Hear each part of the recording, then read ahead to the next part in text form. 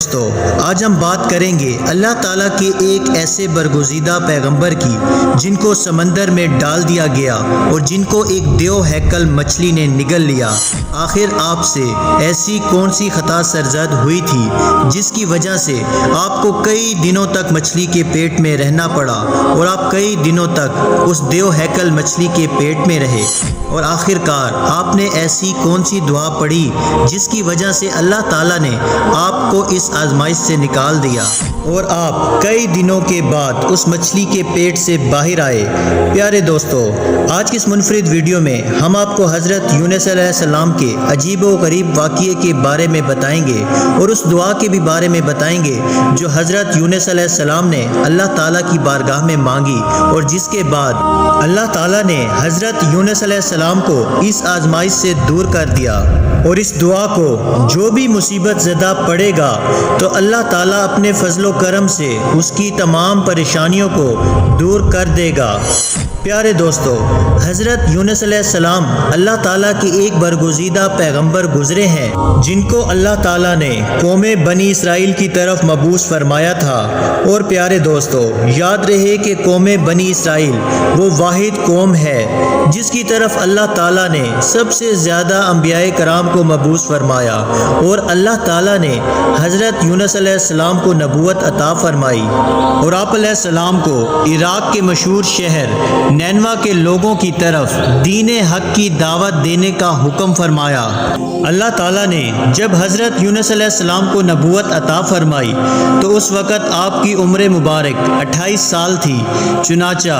اللہ تعالیٰ کے حکم کے مطابق حضرت یونس علیہ السلام اہل نینوا کو ایک عرصے تک دعوت حق دیتے رہے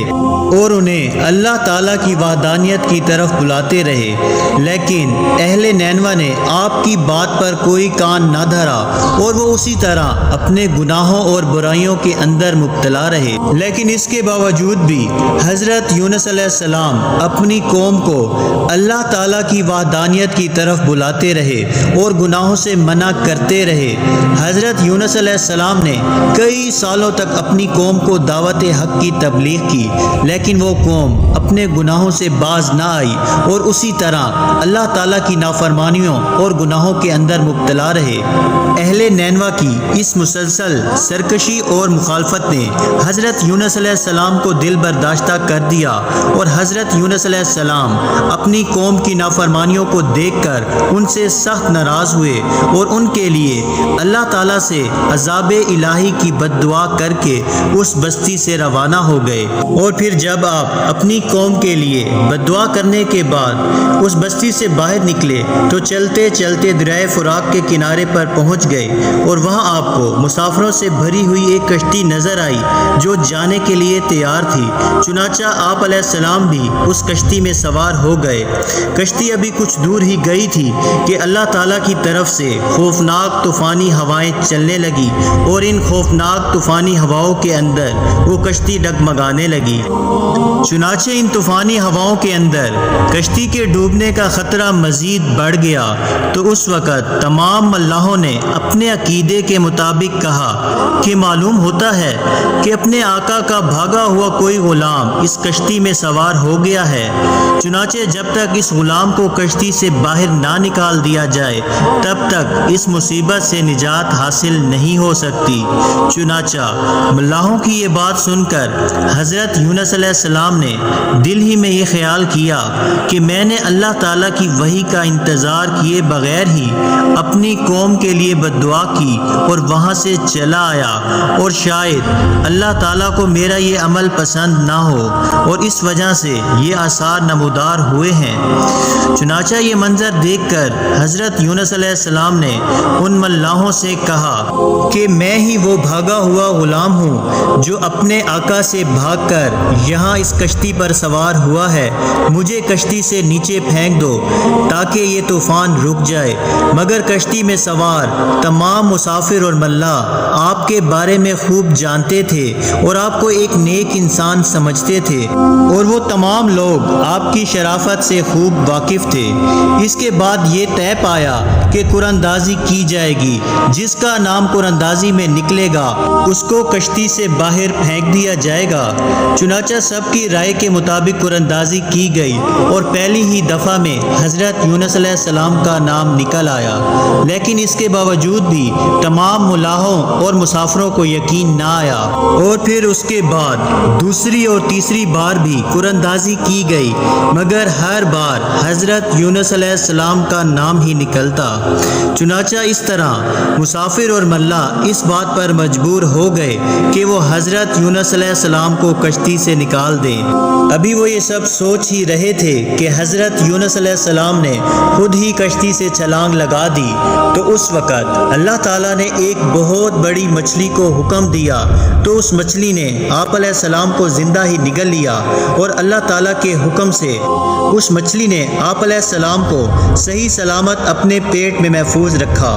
جب حضرت یونس علیہ السلام اپنی قوم سے ناراض ہو کر اس بستی سے چلے گئے تھے، تو آپ علیہ السلام نے ان لوگوں کو عذاب الہی کی پیش گوئی بھی کی تھی، لیکن ان لوگوں کو حضرت یونس علیہ السلام کی کسی بات پر کوئی یقین نہ آیا۔ وہ لوگ کہا کرتے تھے کہ حضرت یونس علیہ السلام تو کہتے تھے کہ اللہ تعالیٰ کا عذاب آئے گا، لیکن اب تک تو کوئی عذاب نہ آیا، نہ جانے وہ عذاب کب آئے گا۔ مگر کچھ ہی دنوں کے بعد اللہ تعالیٰ کے عذاب کے اثرات نمودار ہونے شروع ہو گئے۔ چنانچہ اس طرح عذاب الہی کو دیکھ کر وہ لوگ پریشان ہوئے اور ایک دوسرے سے کہنے لگے کہ حضرت یونس علیہ السلام کی بات غلط نہ تھی اور آپ واقعی اللہ تعالیٰ کے سچے پیغمبر ہیں۔ چنانچہ ان لوگوں نے اللہ تعالیٰ کے عذاب کے اثرات کو دیکھ کر اللہ تعالیٰ کی بارگاہ میں خوب توبہ کی اور اللہ تعالیٰ کی وحدانیت پر ایمان لے آئے اور اللہ تعالیٰ سے اس عذاب کے ٹل جانے کی دعا کرنے لگے۔ تو اس وقت اللہ تعالیٰ نے ان لوگوں کی توبہ کو قبول فرما لیا اور ان کو اس عذاب سے محفوظ رکھا۔ پیارے دوستو، ادھر حضرت یونس علیہ السلام مچھلی کے پیٹ میں زندہ تھے اور اللہ تعالیٰ کی وحی کا انتظار کیے بغیر ہی اپنی قوم کو چھوڑ آنے پر نادم تھے۔ تو اس وقت حضرت یونس علیہ السلام نے اللہ تعالیٰ کی بارگاہ میں اپنی خطا کی معافی کے لیے یہ دعا پڑھی: لا الہ الا انت سبحانک انی کنت من الظالمین۔ ترجمہ: اے رب العالمین، تیرے سوا کوئی معبود نہیں، تو ہی یکتا ہے اور میں تیری پاکی بیان کرتا ہوں، بے شک میں خود ہی ظالم ہوں۔ چنانچہ جب اللہ تعالیٰ نے حضرت یونس علیہ السلام کی یہ درد بھری دعا سنی تو اس دعا کو اپنی بارگاہ میں قبول فرمایا اور حضرت یونس علیہ السلام کو اس آزمائش سے نجات دی۔ اس وقت اللہ تعالیٰ نے مچھلی کو حکم دیا کہ وہ حضرت یونس علیہ السلام کو صحیح سلامت دریا کے کنارے پر ڈال دے۔ تو اس وقت اس مچھلی نے اللہ تعالیٰ کے حکم کی تعمیل کرتے ہوئے حضرت یونس علیہ السلام کو ساحل کے کنارے پر ڈال دیا، اور اس طرح حضرت یونس علیہ السلام 40 دن تک مچھلی کے پیٹ میں رہے، اور 40 دن کے بعد اللہ تعالیٰ نے آپ کی یہ دعا قبول فرمائی اور اس آزمائش سے آپ کو نجات بخشی۔ جب آپ مچھلی کے پیٹ سے باہر آئے تو آپ کی حالت بہت کمزور تھی اور آپ زمین پر گر گئے۔ تو اس وقت اللہ تعالیٰ نے آپ کے قریب ہی ایک بیل اگائی اور آپ اس کے سائے میں آرام کرنے لگے، جس سے آپ کی طبیعت کچھ بہتر ہوئی۔ تو آپ علیہ السلام نے اس درخت کے سائے میں ایک جھونپڑی بنائی اور اس جھونپڑی میں رہنے لگے۔ چنانچہ کچھ عرصے کے بعد وہ بیل سوکھنے لگی، اور یہ ماجرا دیکھ کر حضرت یونس علیہ السلام بہت پریشان ہوئے اور دکھی ہوئے، کیونکہ حضرت یونس علیہ السلام اس بیل سے بہت محبت کرنے لگ گئے تھے۔ تو اس وقت اللہ تعالیٰ نے حضرت یونس علیہ السلام کی طرف ایک وحی بھیجی کہ اے یونس، تمہیں اس بیل کے سوکھنے کا بہت افسوس ہوا، جو کہ ایک معمولی اور حقیر چیز ہے، لیکن اپنی قوم کو چھوڑتے ہوئے یہ نہ سوچا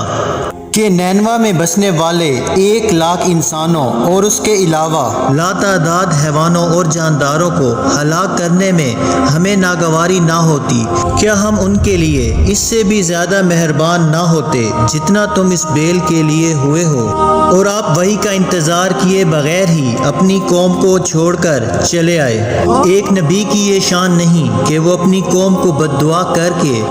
نفرت کی وجہ سے ان سے جدا ہونے میں جلدی کرے اور وحی کا انتظار بھی نہ کرے۔ پھر اللہ تعالیٰ نے حضرت یونس علیہ السلام کو یہ حکم دیا کہ وہ دوبارہ نینوا جائیں اور وہاں پر رہ کر نینوا کے لوگوں کو دین حق پہنچائیں۔ چنانچہ اس وقت حضرت یونس علیہ السلام السلام اللہ تعالیٰ کے حکم کے مطابق نینوا کی طرف دوبارہ تشریف لے گئے اور انہوں نے حضرت یونس علیہ السلام کی آمد پر بہت خوشی کا اظہار کیا اور پھر حضرت یونس علیہ السلام سے دین کی تبلیغ حاصل کرنے لگے۔